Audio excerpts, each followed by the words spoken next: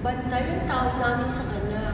Kasi, alam mo, lagi siyang nasa tapat ng bahay namin. Lagi lang siya nakabantay.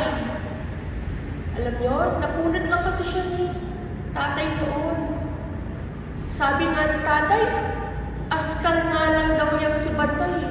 Pero alam niyo, matalino yan si Bantay. Naawa nga siya si nanay eh. Kasi, pinakain pa siya. Tapos,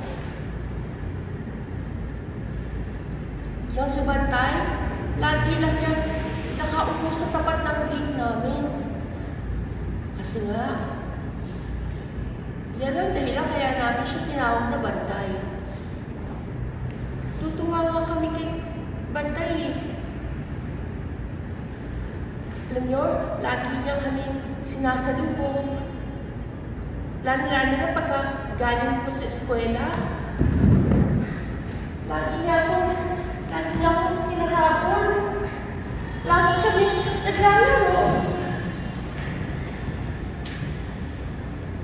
Alam nyo, tuwa-tuwa ako dyan kay Bantay. Lahat kami. Si tatay, pagkagaling sa trabaho, lagi niya kaming sinasalubong.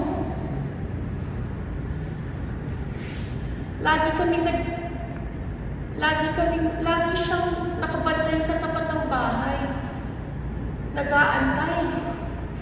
Lalo-lalo na pagkagaling ko sa eskwela.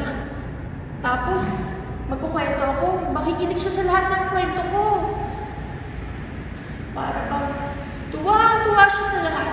Ang dali-dali nga niya eh. Kaya lang,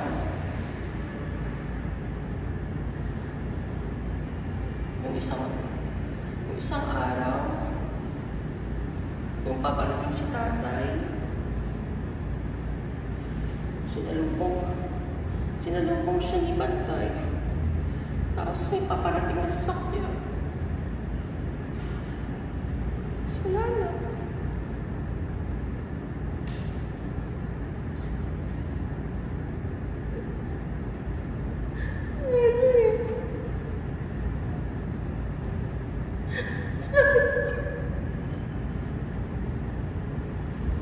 Thank you.